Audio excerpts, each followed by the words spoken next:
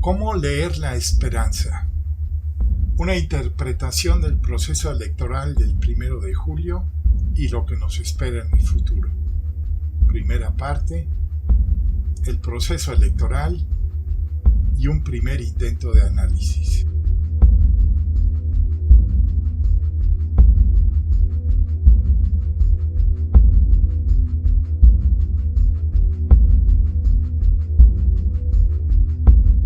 La campaña electoral del 2018 enfrentó a dos proyectos de nación.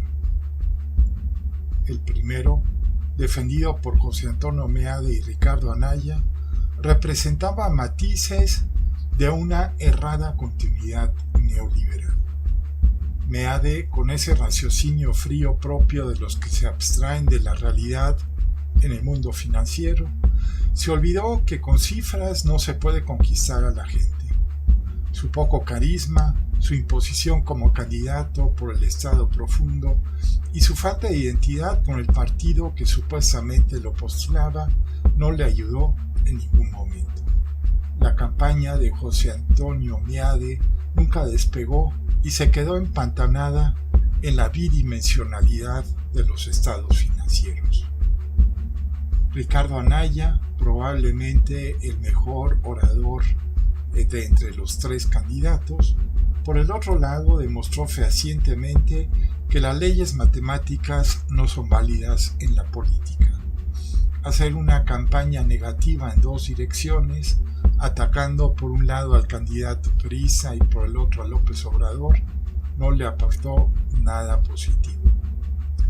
Su falta de originalidad, el plagio de ideas y sobre todo la permanente agresividad que proyectó, bien por inexperiencia, bien por tener genuinamente ese rasgo de carácter, lo empantanó irremediablemente a pesar de que muchos, sobre todo la clase media alta, lo cobijaron como un nuevo niño prodigio. Lo prodigioso no lo enseñó ni cantando ni tocando instrumentos durante sus actos de campaña. El segundo proyecto, defendido con renovado ímpetu por Andrés Manuel López Obrador, fue a todas luces el mejor de los dos proyectos, por algunas razones muy sencillas. En la campaña de López Obrador siempre se vio que había un concepto claro de nación, publicado a mediados del 2017, del que el candidato nunca se desvió. Ese proyecto se propuso como realista, realizable y atacando los puntos problemáticos neurálgicos que generaron el descontento popular hacia los gobiernos neoliberales de los últimos 30 años. Por lo mismo, el proyecto forzosamente se planteaba como moderado, con cambios paulatinos fundamentados en el marco jurídico existente. El proyecto completo, de más de 400 páginas, se puede consultar en la página web proyecto18.mx. Más allá de este proyecto, el éxito de la campaña de López Obrador fue el haber tenido la capacidad de proyectar un compromiso ético de y con la política. Ese compromiso ético hizo que los apologistas de la derecha revivieran el término del Mesías tropical acuñado en 2006 por Enrique Krause en un despectivo esfuerzo por desacreditar. Para bien o para mal, la gente se apropió del adjetivo y lo hizo real. Por el otro lado, la genialidad del marketing político quizá quedó más manifiesta en el respaldo para López Obrador desde Morena. Aunque el águila juarista que originalmente coronaba el logo de Morena fue apropiado por el partido Movimiento Ciudadano, que finalmente decidió no apoyar la coalición, Morena tuvo la capacidad de presentarse siempre como movimiento y no como partido, creando la percepción de estar siempre abierta a una amplia gama de actores de cambio. Al optar por usar la palabra regeneración en vez de la desgastada revolución, se tendió un claro puente hacia nuestro pasado histórico, ya que el periódico Regeneración, editado por los hermanos Flores Magón, fue el gran gestor ideológico de la Revolución Mexicana. Finalmente, hay una clara conexión con la idiosincrasia mexicana, ya que la morena hace referencia a esa peculiaridad religiosa nuestra que se presenta en la forma de la Virgen de Guadalupe. Después de medio año de precampañas y 3 meses de campaña, el 28 de julio finalmente terminaron los preparativos. José Antonio Meade cerró su campaña en Coahuila, Ricardo Anaya en León y Andrés Manuel López Obrador en el Estadio Azteca. Morena y ustedes vamos a hacer juntos una gran historia. ¡Y ese grito de México! ¡Viva México! ¡Viva México! ¡Que se escuche fuerte! ¡Viva México! ¡Ya está llegando! ¡Ya está llegando! ¡Ya está muy cerca! Nuestro candidato. Estamos a unos minutos de recibir a nuestro candidato, el licenciado Andrés Manuel López Obrador. Aquí, ahí está apareciendo en las el Estadio Azteca, le damos la bienvenida.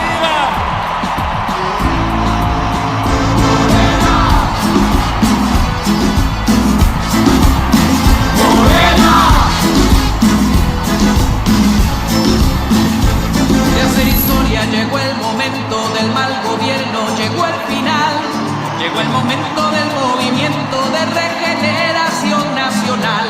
Es el partido de la esperanza, es hoy la auténtica oposición, un movimiento de amor que avanza contra el despojo y la corrupción.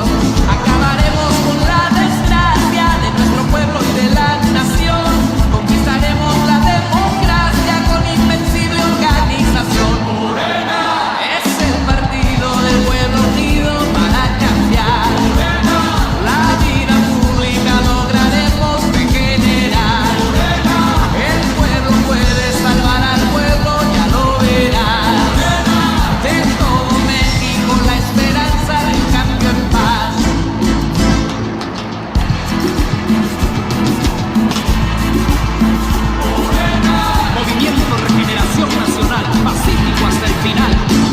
Morena enseña a sus militantes para lograr un mejor país, que hacer el bien a sus semejantes es otra forma de ser feliz.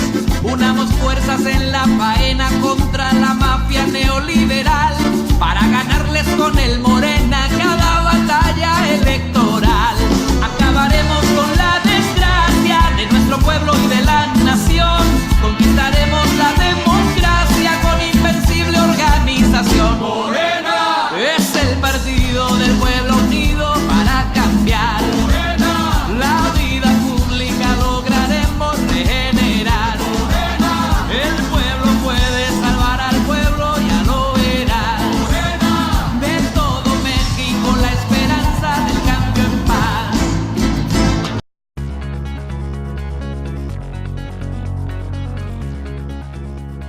La jornada electoral del 1 de julio, el día que hicimos historia.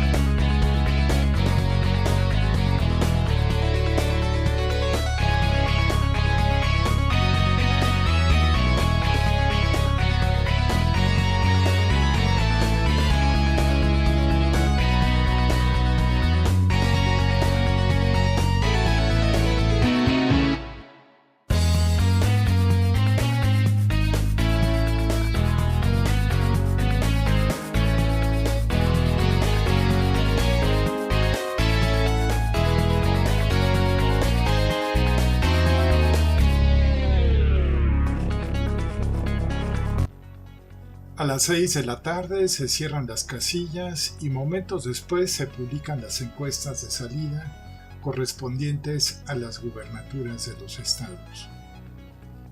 La coalición Juntos Haremos Historia ganaba claramente en 6 de los 9 estados en disputa: la Ciudad de México, Morelos, Veracruz, Tabasco, Chiapas y Puebla, y perdía en otros 3.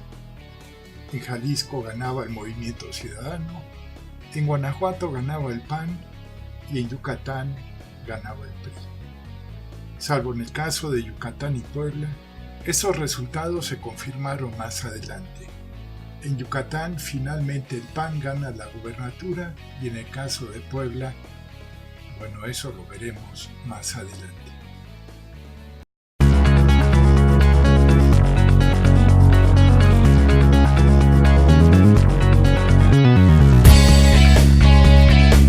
A las 8 de la noche, hora del centro, y momento de cierre de las casillas en Baja California, se publica la encuesta de salida de la elección presidencial.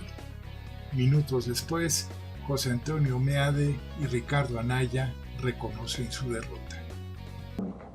En este momento habrá de reconocer que, de acuerdo a las tendencias, fue Andrés Manuel López Obrador quien obtuvo la mayoría.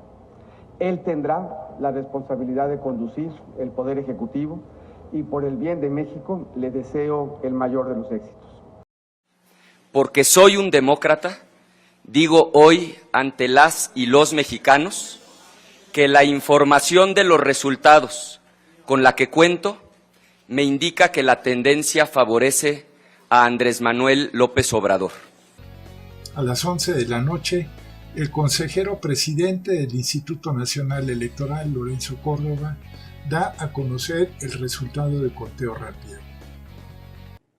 De acuerdo con los datos que me han sido entregados por el Comité Técnico Asesor del Conteo Rápido, el porcentaje de participación ciudadana en la jornada electoral se estima entre el 62.9 y el 63.8% de la lista nominal nacional. Por lo que hace a la votación obtenida por los candidatos a la presidencia de la República, los rangos estimados de votación en el orden del registro de los partidos que los postularon son los siguientes.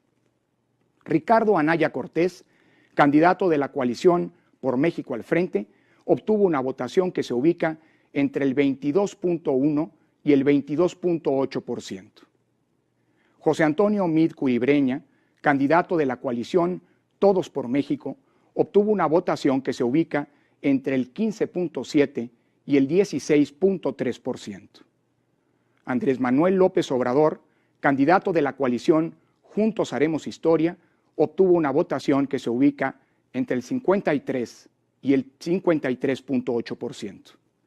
Y finalmente, unos minutos después, el presidente Enrique Peña Nieto también le da el triunfo a López Obrador.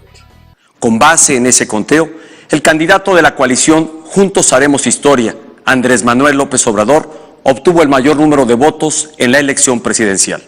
Me asomo por la ventana, válgame Dios, ya no reconozco el sitio en que crecí yo. La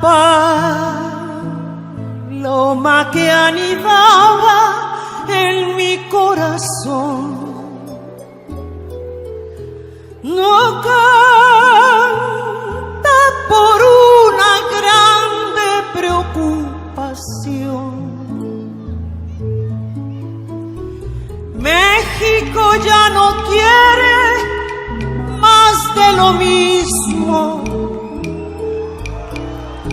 Hartos estamos todos de su cinismo. Aturdido regresa con la confianza que ha llegado ya el tiempo de la esperanza.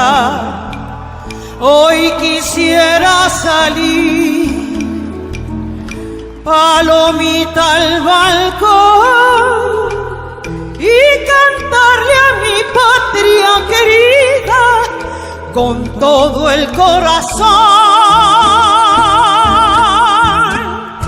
Ya no tengo más que decirles,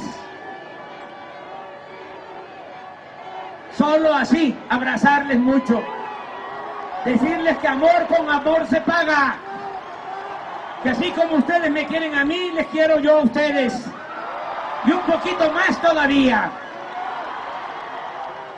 y no les voy a fallar. Vamos a aplicar los 3 principios básicos: no mentir, no robar, no traicionar al pueblo. ¡Viva México! ¡Viva México! ¡Viva México!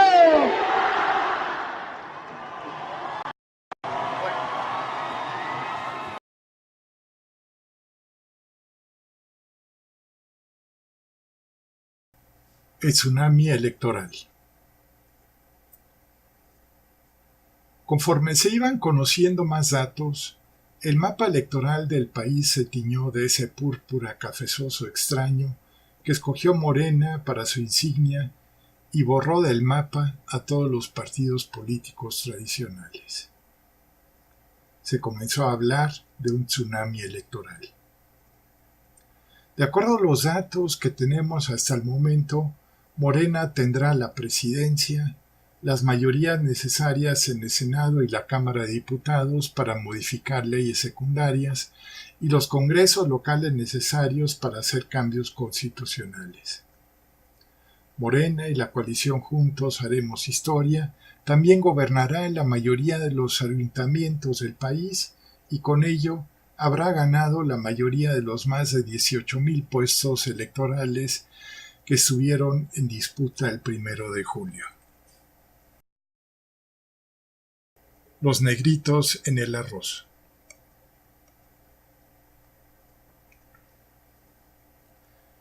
La violencia electoral. Ya con un total de 774 agresiones globales en contra de políticos y candidatos durante todo el proceso electoral, y de estas un saldo de por lo menos 152 políticos asesinados. Y otro dato que también nos parece muy importante es que de estas agresiones hubo por lo menos más de 160 actos de amenazas e intimidaciones en contra de candidatos. La mayor parte de esta violencia, esto me parece que hay que resaltarlo, el 80% de estas agresiones, en términos generales, se dirigieron en contra de políticos o de candidatos que aspiraban a puestos de elección en el ámbito municipal. De los 152 políticos asesinados, 48 eran candidatos o precandidatos a puestos de elección popular. Además, hubo agresiones contra 429 funcionarios no electos, es decir, cuyos cargos no dependían de los procesos electorales, que sin embargo perdieron la vida también en el marco de la violencia política en el actual proceso electoral. Fraude en Puebla. El día de la elección, en las redes sociales fueron apareciendo noticias de hechos que indicaban que en el estado de Puebla se estaba maquilando un fraude electoral. Mientras que las encuestas de salida ubicaban a Luis Miguel Barbosa de la coalición Juntos Haremos Historia al frente de la contienda, Marta Erika Alonso, esposa del exgobernador y senador electo Rafael Moreno Valle, al día siguiente se perfilaba como ganadora en los conteos del INE estatal. Entre numerosas protestas, Marta Erika recibió finalmente la constancia de mayoría, pero todo parece indicar que la elección de gobernador de Puebla será anulada. El corazón del pez. La inclusión del partido Encuentro Social en la coalición Juntos Haremos Historia, para decirlo de una forma amable, desde un principio resultó curiosa. A pesar de ello, esta inclusión tampoco resultó favorable para este partido de evangelistas conservadores y se les canceló el registro al no obtener el 3% de la votación nacional necesaria para conservarlo. Ante esto, el PES ha impugnado todas las casillas donde no obtuvieron ningún voto con el afán de alcanzar ese porcentaje. Se estima que esta es la razón principal por la que Andrés Manuel López Obrador no ha obtenido su constancia de mayoría para convertirse en presidente electo. Los porqués del tsunami electoral. El voto castigo. El voto castigo contra el PRIAN tiene dos vertientes fundamentales: la corrupción y la violencia y falta de seguridad. Corrupción.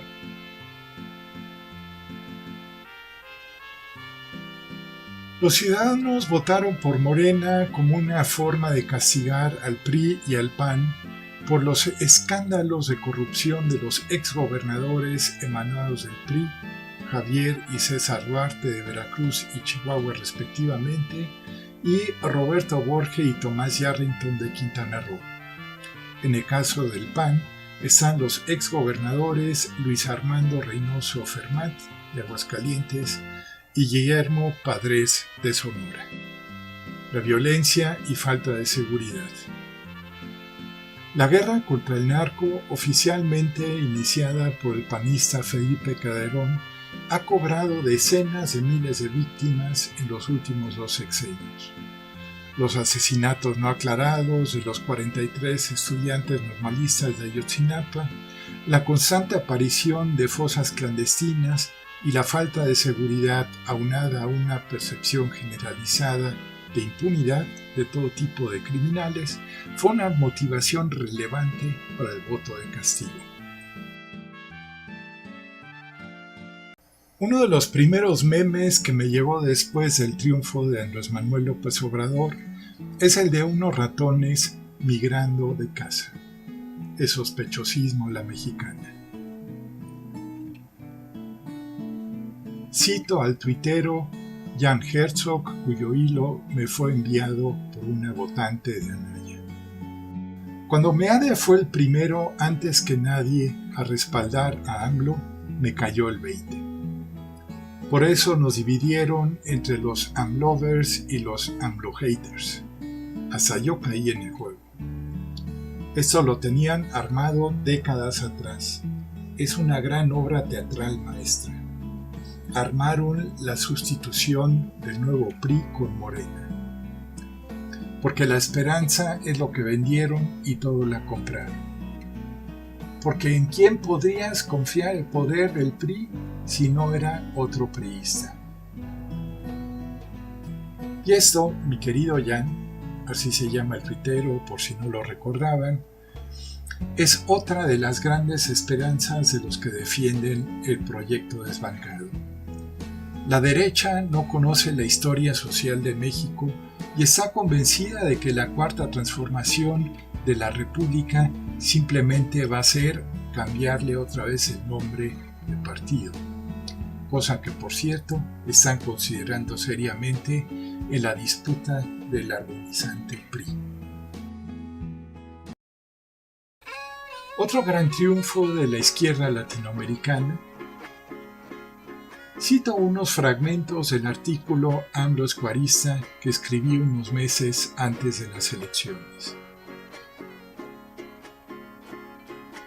Entre las corrientes históricas de la izquierda mexicana más destacadas encontramos al juarismo, al anarquismo de Flores Magón, los ideales de la Revolución Mexicana expresados fundamentalmente por Villa y Zapata, y al cardenismo. Cada una de esas corrientes tiene sus propias características, propuestas, expresiones y momentos históricos. Al mismo tiempo, todas estas corrientes tienen un elemento común que resulta trascendental y que es interrumpir el equilibrio autoritario para intentar y experimentar algo nuevo, que es el derecho democrático fundamental de todos los pueblos. La memoria histórica nos permite recordar aquel controvertido acto simbólico del 2006 en el que Andrés Manuel López Obrador rindió protesta como presidente legítimo y en el que, en el fondo del estrado y su banda presidencial, estaban adornadas con el águila juarista. Al mismo tiempo, sería un error pensar que ese juarismo representado por Andrés Manuel implica un retroceso hacia algún momento histórico considerado mejor. Aquí, la historia se usa como una poderosa inspiración para impulsar un cambio que evidentemente se antoja difícil, pero no imposible. Todos los momentos de cambio en la historia de nuestro país fueron seguidos por otros que los interrumpieron, cancelaron y, en esencia, permitieron que las élites nacionales recuperaran el control del país. Para la propuesta juarista, la contrapropuesta surgió con el porfiriato. Las propuestas revolucionarias de Villa y Zapata terminaron con el asesinato de sus protagonistas a manos de las fuerzas obregonistas. El viraje de Cárdenas sucedió cuando Miguel Alemán sustituye el nombre de Partido de la Revolución Mexicana por el de Partido Revolucionario Institucional.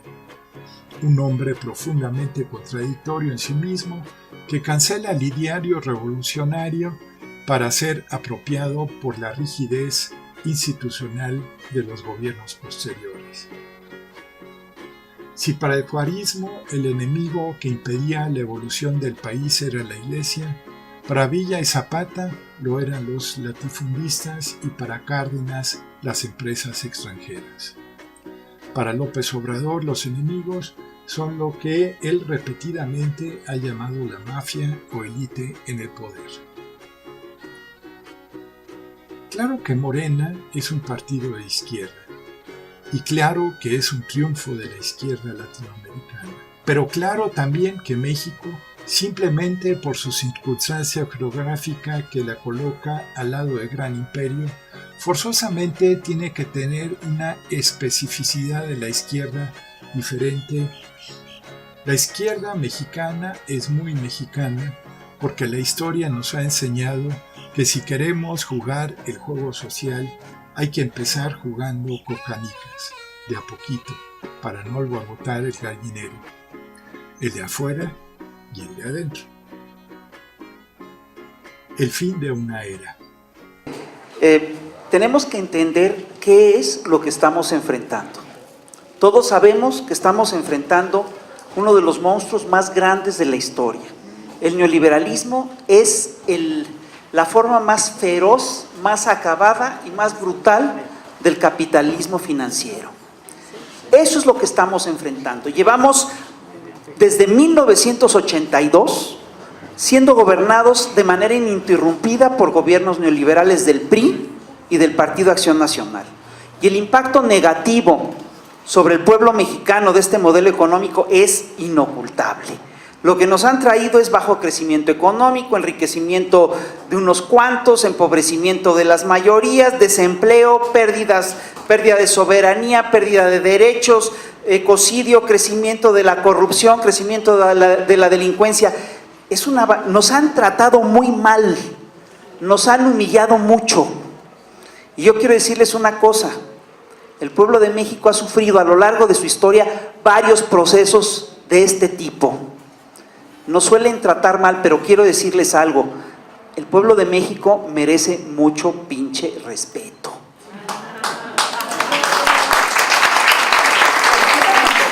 Este es un pueblo de cuidado, aguanta y de repente hace unas fallas y hace unos movimientos que son verdaderamente históricos y que impactan no solo el futuro del país, sino el futuro de la región y hasta el futuro del planeta. Por aquí han pasado las grandes revoluciones del planeta, por aquí pasó la revolución de independencia, por aquí pasó la guerra de la reforma, por aquí pasó la revolución mexicana de 1910, que es la que inaugura el ciclo revolucionario del siglo XX. Esto no es cualquier cosa. Y quiero decirles algo, todos los compañeros que me antecedieron en la palabra tienen razón. Esto es un proceso revolucionario. Y es un proceso revolucionario muy atípico, porque es un proceso revolucionario pacífico, es un proceso revolucionario democrático, y quiero decirte algo, eso está cabrón. Y estoy usando un término científico. Eso no es fácil. Esta no fue una elección, esto fue un referéndum sobre el modelo neoliberal.